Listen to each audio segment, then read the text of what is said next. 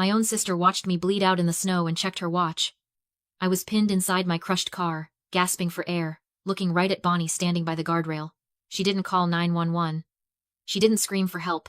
She just stared at me through the shattered windshield, waiting for me to stop moving. The betrayal hurt more than the metal crushing my legs. She hadn't just cut my brakes. She was staying to make sure I died. The steady beep of a monitor dragged me back from the dark. I blinked against the harsh fluorescent lights, my head throbbing like it was split open. A nurse stood by the bed, adjusting my IV drip. She didn't look relieved to see me awake. She looked anxious. She checked the door before leaning in close, her voice a whisper. She told me my sister had been there every day, not holding my hand, not praying for my recovery. Bonnie had been cornering the doctors, demanding to know when they could legally declare me brain dead so she could activate a power of attorney. The room spun, and it wasn't just the concussion. My own sister wasn't waiting for me to wake up. She was waiting to sign my life away.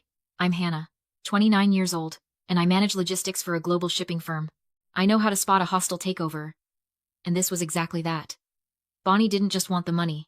She wanted to erase me. She wanted to turn me into a ghost while I was still breathing so she could play the grieving heiress without the inconvenience of a living sibling. My hospital gown had shifted, exposing the jagged, white scar running down my left forearm. I stared at it, and suddenly, I was 10 years old again. The smell of smoke filled my nose. I saw Bonnie standing in the hallway of our childhood home, a box of matches in her hand and the curtains fully engulfed in flames. She wasn't scared. She was smiling. When our parents ran in, she pointed a shaking finger at me. Hannah did it. I took the beating that night. I took the blame because that was my role. I was the shield. And she was the golden child who could do no wrong. I traced the old scar with my thumb. My parents had trained me to be her scapegoat, to absorb the consequences of her destruction. They taught her that fire was a toy, and I was the water bucket. But they were gone now, and the woman lying in this hospital bed wasn't a scared little girl anymore. Bonnie thought she could burn my life down one last time and walk away clean. She was wrong. I wasn't going to put out the fire this time. I was going to let it consume her. I couldn't just confront Bonnie. I had to outsmart her. I asked the nurse to initiate a Jane Doe protocol, wiping my name from the hospital registry. To Bonnie, I was now a ghost. I borrowed a phone and called Paul, our family attorney, and Ryan, a private investigator I'd worked with before. Ryan moved fast. Within hours, he had the financials. Bonnie wasn't just greedy. She was underwater. She owed $185,000 to loan sharks, and the deadline was 48 hours away. It wasn't a tantrum, it was a hit. Ryan confirmed it with photos from the impound lot. The brake line on my car hadn't snapped. It had been cut. Cleanly. Mechanically. I stared at the grainy image on the small screen, feeling a cold calm settle over me. Bonnie needed money, and she needed it now. The only thing standing between her and a payday was my pulse. But she had made a mistake. She assumed I would die quietly. Instead, I was about to use her own desperation against her. She loved playing the victim? Fine. I would give her the ultimate tragedy to star in. Paul set the stage in his office with the precision of a surgeon. He called Bonnie in, his voice grave, telling her there was a complication with the payout. She arrived 20 minutes later, vibrating with nervous energy. I watched the feed from the hidden camera. She looked like a cornered animal, her eyes darting around the room, sweat beading on her hairline. She knew the loan sharks were running out of patience. Paul sat behind his massive mahogany desk and laid 2 stacks of paperwork between them. He explained the situation with a heavy sigh. Stack A was the standard homicide investigation protocol. Since the police had found the cut brake line, the insurance money would be frozen for up to 3 years, pending a full inquiry. Bonnie's face went gray. She didn't have 3 years. She didn't have 3 days. Then, Paul tapped Stack B. He acted reluctant, like he was doing something unethical. He told her there was a loophole. If the damage was self-inflicted, if Hannah had been unstable, depressed, suicidal, the case would close immediately as a tragic personal act. The money would release in 24 hours. He watched her, waiting. It was the ultimate test of her character. Bonnie didn't hesitate. She didn't ask about my reputation. She didn't care about the truth. She grabbed Stack B. She looked Paul in the eye, and lied with a smile. She told him I had been spiraling for months. She told him I talked about ending it. She signed the sworn affidavit framing me for my own attempted murder, her pen scratching loudly in the quiet room. She thought she was manipulating him. She thought she had won the lottery. She had no idea she just signed her own confession. Bonnie's voice filled the room, smooth and poisonous. She looked at Paul, her eyes wide with fake sympathy, and told him I was broken. She said I had been talking about ending the pain for months. She signed the affidavit with a flourish, the scratch of the pen against the paper sealing her fate. She handed the clipboard back to Paul and asked when the funds would be released. She was already spending the money in her head. She was already erasing me. The door to the adjoining conference room clicked open. Bonnie spun around in her chair, annoyance flashing across her face at the interruption. But when she saw me, the annoyance died. Her face went slack. The color drained from her skin until she looked like the wax figures we used to see at the museum. I walked into the office, the heavy oak door closing behind me with a final, solid thud. I wasn't a ghost. I wasn't a memory. I was the woman she tried to bury. Standing 5 feet away, holding the digital recorder that had captured every word of her perjury. The silence in the room was absolute. I could hear the hum of the air conditioner and the shallow, rapid hitch of Bonnie's breath. She looked from me to Paul, then back to me, her brain misfiring as it tried to reconcile the sister she killed with the sister standing in front of her. Then, the shock broke. It didn't turn into remorse. It turned into fury. Her hands curled into claws on the armrests of her chair. "You set me up," she hissed. The venom in her voice was thick enough to choke on. "You set me up. You made me do this." She lunged out of the chair, not to hug me, but to attack. She was screaming now, the mask of the grieving sister completely gone. She yelled that it was my fault. If I had just given her the money, she wouldn't have had to cut the brakes. If I hadn't been so selfish, she wouldn't be in this mess. It was the logic of a parasite blaming the host for dying. She truly believed that my refusal to be bled dry was a crime against her existence. The door to the hallway burst open. 2 uniformed officers and a detective stepped inside. The room instantly shrank. Bonnie scrambled back, knocking over her chair, trapped between the desk and the police. The detective didn't waste time. He informed her she was under arrest for insurance fraud, first-degree perjury, and attempted murder. The click of the handcuffs was the loudest sound in the world. I didn't yell back. I didn't cry. I watched the officers wrestle her toward the door with a clinical detachment. For 20 years, I had tried to fix her, save her, and hide her sins. I had absorbed her explosions like a blast wall. But looking at her now, twisted with hate and shouting obscenities at the police, I didn't see my sister. I saw a malignant tumor that had finally been cut out. I didn't feel triumph. I felt the clean, sharp relief of a diagnosis confirmed and a cure administered. The silence she left behind when the door closed wasn't empty. It was peaceful. Bonnie clawed her way out of holding 6 hours later. She didn't have cash, so she signed her life away to a predatory bail bondsman, handing over the title to her Mercedes and the vintage diamond necklace she'd swiped from our grandmother.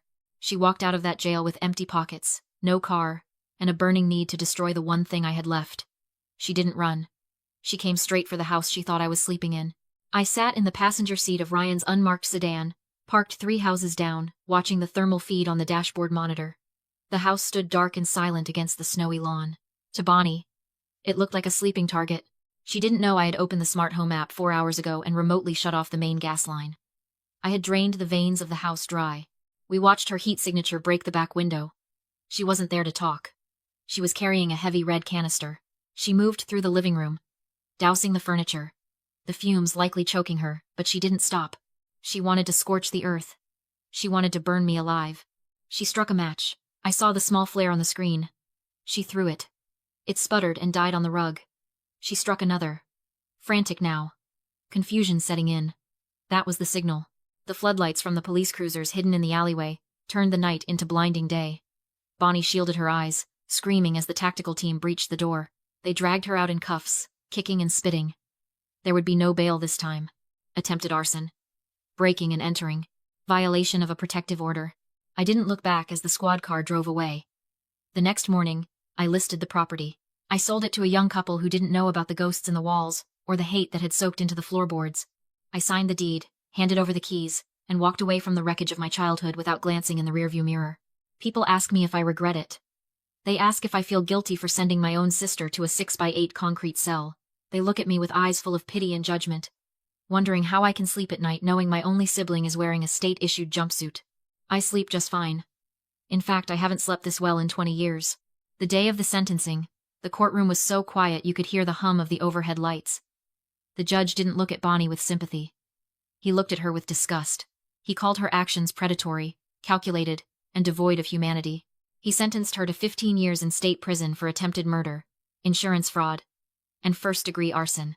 She won't be eligible for parole until she serves at least 12. But the prison sentence wasn't the only receipt she paid. The court ordered restitution of $245,000 to cover the damage to the house, the legal fees, and the emotional distress. She doesn't have the money, of course. She will spend the rest of her life with her wages garnished, paying for the ruin she tried to bring down on me. The social fallout was just as absolute.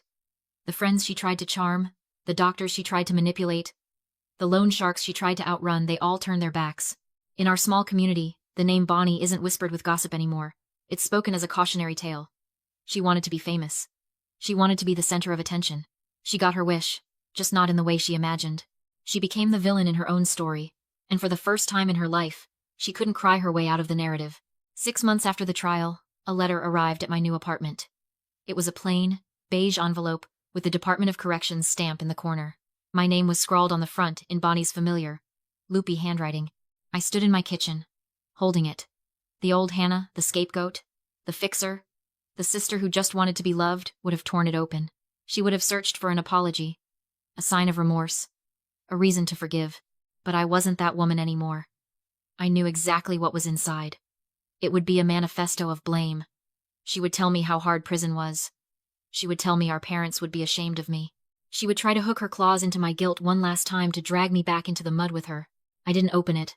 I didn't burn it in a dramatic fire. I simply dropped it into the trash can on top of the coffee grounds and eggshells. It wasn't a ceremony. It was a chore. Taking out the garbage. That was the moment I knew I had truly won. Indifference is a far more powerful weapon than hate. Hate means they still matter. Indifference means they are gone. I'm telling you this story not because I want you to applaud my revenge, but because I need you to understand the anatomy of the monster I lived with. Bonnie wasn't born evil. She was made. She was the forever child, the golden one who was never told no, who was never allowed to fail. Our parents taught her that her needs were paramount, and that I existed solely to service them. When you grow up as the scapegoat, you are trained to catch the glass before it hits the floor. You are trained to apologize for bruises you didn't cause. You believe that if you just work harder, love louder, and give more, eventually they will see you. Eventually, they will love you back. That is the lie that almost killed me. If you are currently holding up the sky for a family member who would watch you be crushed without blinking, I need you to hear 3 rules. These aren't suggestions. These are the laws of survival I learned in the wreckage of my car. Rule number 1. Blood is biology. Loyalty is a choice. We are conditioned to believe that shared DNA is a suicide pact. We are told that family comes first, and you don't turn your back on family. But what happens when family turns their back on you? What happens when the hand supposed to hold yours is holding a knife? You do not owe your loyalty to your abusers just because you share a last name. A title like sister or mother is earned through behavior, not granted by birth. If they threaten your safety, your peace, or your future, they lose the right to that title. Rule number 2. Silence is your sword.